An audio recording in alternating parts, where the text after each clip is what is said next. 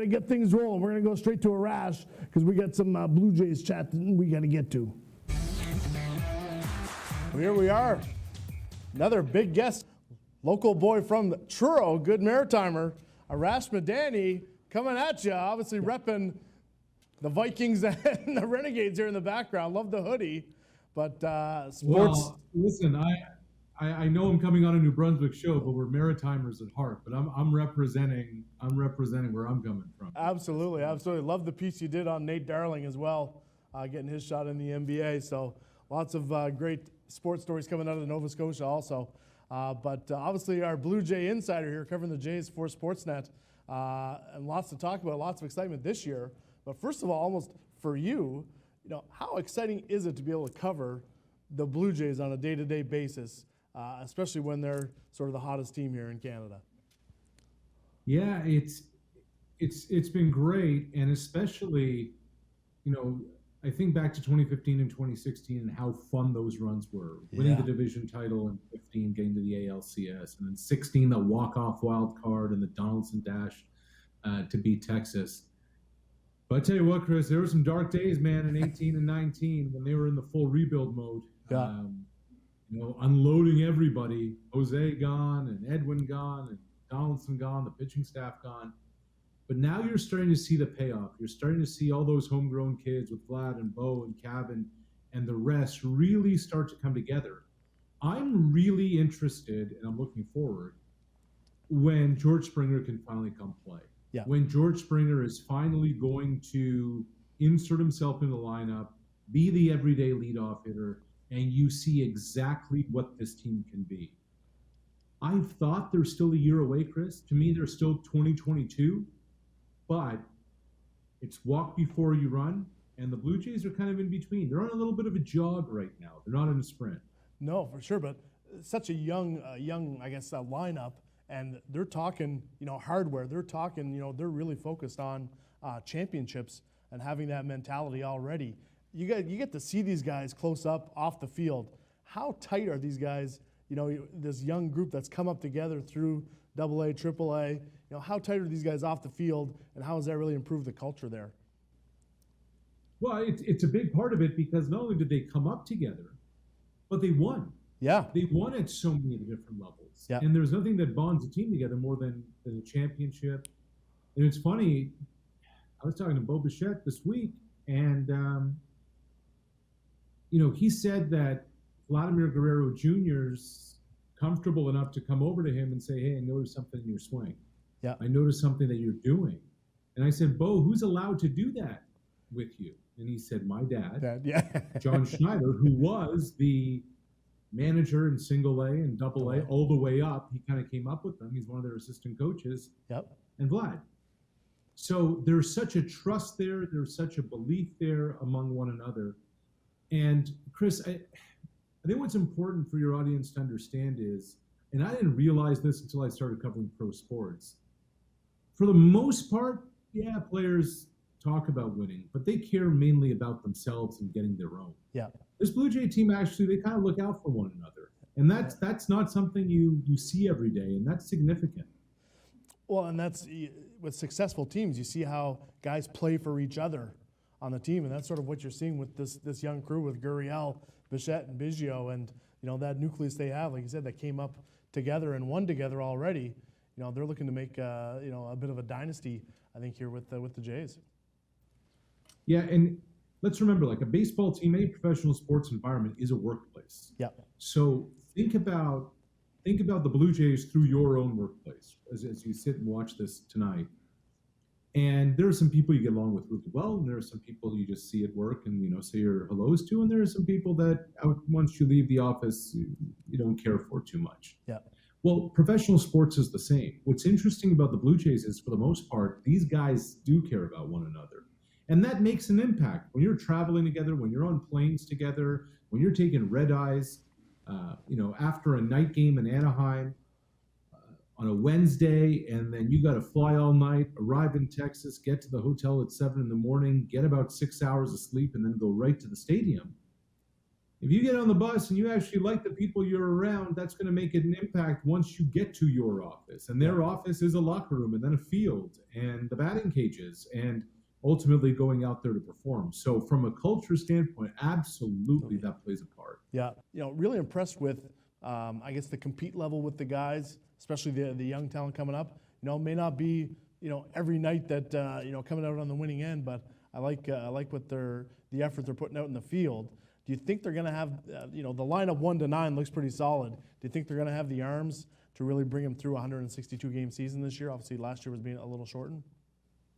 Yeah, it's a great question. Right now, I would say it's to be determined. Yeah.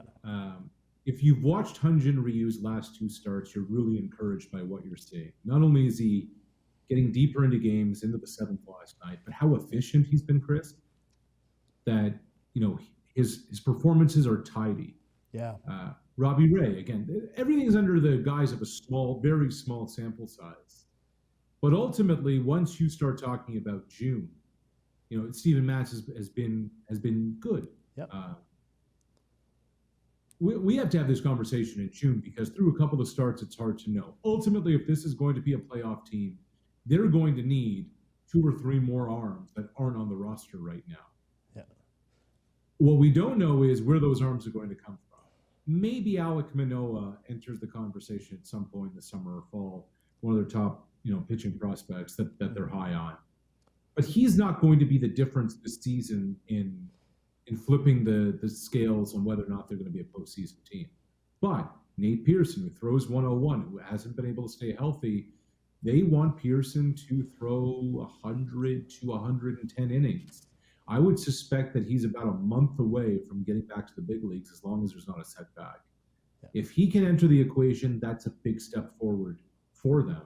But if this is going to be a playoff team, they still need one more starter from somewhere. And at some point, way too early now, we're 2 months away after the draft from teams starting to decide whether or not they're going to start selling.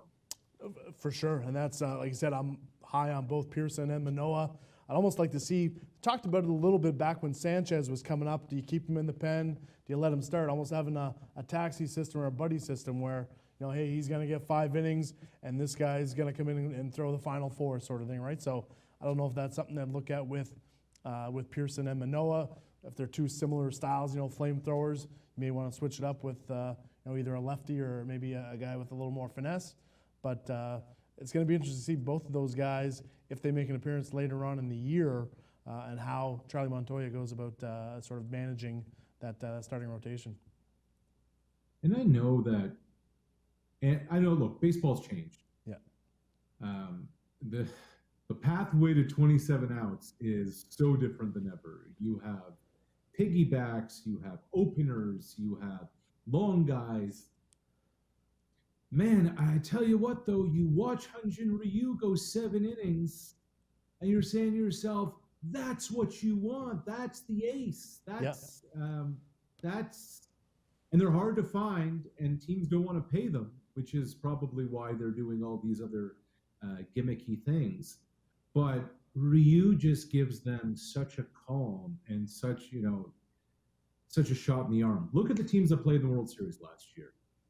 Dodgers, Kershaw, Buehler, and they should have had David Price in the mix.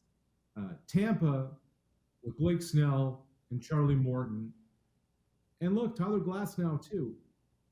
And then Tampa obviously unloads 2 of those 3. But starting pitching wins and depth in your pitching wins. Yeah. And the Blue Jays have some starting pitching and some big league depth. They're going to find out just how much real big league depth they have this season, from the Anthony Kays to, eventually it's going to be Simeon Woods Richardson. But can Julian Merriweather stay healthy for them? What is Trent Thornton? Can Ryan Baraki be a dependable left-handed option out of the pen? All of these questions for all of these guys who we've seen over the last 2-3 years, we're going to find out this season. We'll talk about Vladdy a little bit with the change he's made this year. He looks like Jean-Claude Van Damme over there at first base defensively with some of the stretches he's making on the field. I don't think he was going to do this last year, 40 pounds heavier, but he's really improved his defensive game. not to mention hitting 500 coming out of spring training. Yeah, I don't know if the Tokyo 2021 Olympics are going to happen this summer, Kris. I think they are, but Vlad is not going to be joining the Dominican or the Canadian gymnastics team, even though he can do sports. Look, he took this on as a personal challenge. Yeah. Since arriving last year for summer training camp, he came in out of shape, came in overweight. He was doing okay going into original spring training, but at the end of camp they broke because of COVID and it was the shutdown. He showed up really out of shape, admittedly. Yep. He's dropped over 45 pounds since. Yep. And when he arrived, everyone just kind of looked at him and, they read him the riot act. And he actually stood up in that locker room and cleared his throat and apologized to his teammates and vowed that he was going to get himself sorted. Yep. Vowed that he was going to be a pro and made himself accountable. And the guys in the team actually really appreciated that he was willing to come out and do that. And has lived up to it.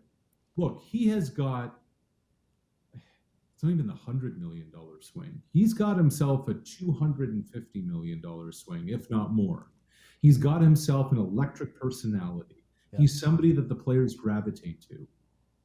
And now he's starting to back it up with his work. Forever he got away with just the swing. And eventually he's going to be just the DH. But he's taking strides forward as a defensive first baseman. And this isn't slow pitch, man, where you just put the guy out on first base and tell him to wait on the bag, especially with the shifts, especially with the cutoffs, especially with everything else happening in the game so fast. Vlad's had to learn an altogether different position, and he's taken tremendous strides forward with it physically and as a defender. And because of the because he's dropped the pounds, that allows him to do so much more at the plate that he was just so late on early last season. No, it's definitely benefited his game all around. But like you said, last year, they were in the gray uniforms one time. I thought it was Cecil Fielder. But like you said, he put the work in, and that's really, like you said, his teammates have held him. He's held himself accountable, and his teammates, I think, appreciate the work he's put in. And I think that helps the morale in the clubhouse for sure. Huge thank you for the insights you've been able to give us here with what's going on with the Jays.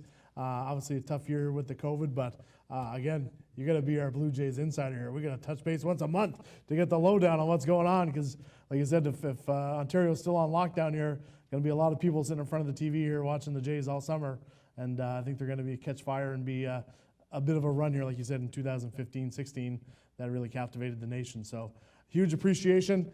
We'll check back in with you. Hopefully we can talk some churro harness racing and maybe a little football as well.